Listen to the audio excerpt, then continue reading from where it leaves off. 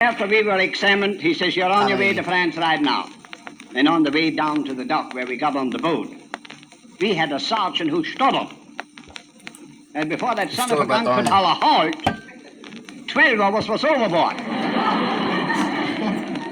And I was the last one to crawl out. Just then the major came along. He says, fall in. I says, do no matter, I just crawled out. But you know, I'll never forget that day if I get to be 196. There's a lot of men in here, and I know they got mother-in-laws. And sometimes what the men say about their mother-in-laws, you can't even print in a book. Yeah, but I can only talk good about my mother-in-law. Because when I left for France, she was one of the last ones to see me off. And I could see her there yet, standing on the dock, looking up at me on the ship.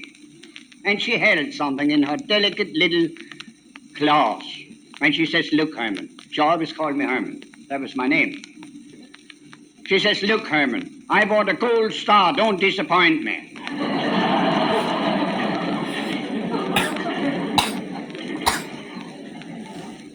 Then they told me I was going to go by boat all the way to France, but that was a lie right there. I didn't go by boat. I went by rail. I was hanging on it. Some smart aleck says, what's the matter, buddy? You got a weak stomach. I says, a weak stomach? Well, I'm throwing it as far as the rest of them.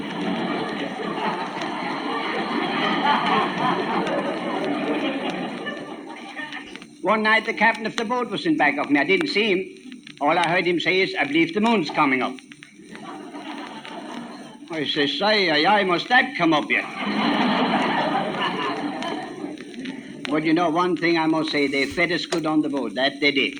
6 meals a day, every day. 3 down, 3 up. And they told me when I get on the other side, I'd see a whole lot of nice French mademoiselles. Aye. Aye. All I saw was a couple of jackasses, and I got them. Yeah, 2 jackasses and an ammunition wagon. That was my job. Mule train schnitzel, they called me. And one day I was driving around out there on nobody's land. Yeah. And an airplane was flying around. He seen me down below, and he lets go a shooting cracker. And that comes down. Boom! There go the jackasses. He flew around some more, lets go another shooting cracker. Boom! There goes the ammunition wagon.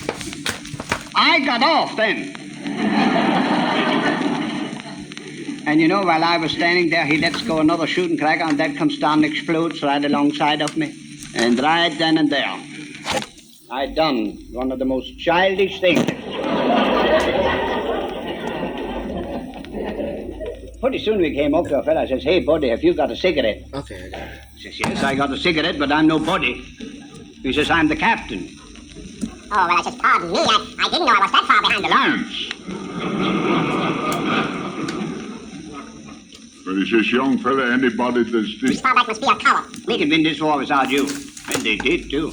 Well, then we went back to the United States, and when we was back here on the States, then we got a troop train to go home. And I'll never forget, we stopped at one town there to make repairs. And my other buddy looked out the window and he says, well, here we are in my hometown. And he looked over, he says, that's my house over there. That's where my wife lives. And he went to the captain, he says, Captain, can I get off? He says, my wife lives over there. I want to stop. No, the captain says, we're only going to be here an hour. Well, he says, this won't take long. And he off, you know. He gave him an hour, he says, but come back right away. Well, the hour was up, he didn't come back. Well, the captain says, we got to go, and they started to pull out. And just as they got around the depot, you know, he come running after and caught the handles and jumped on, all out of wind. And the captain come back, he says, I told you to be back in an hour. He says, now you made yourself a lot of trouble. But he says, I couldn't help it, Captain. He says, when I got back there, she was taking a bath. Well, he says, it don't take an hour to take a bath. He says, no, but it took me an hour to dry off my clothing. But, no, not now. Oh, all right. Oh, here's a special pronouncement from the management.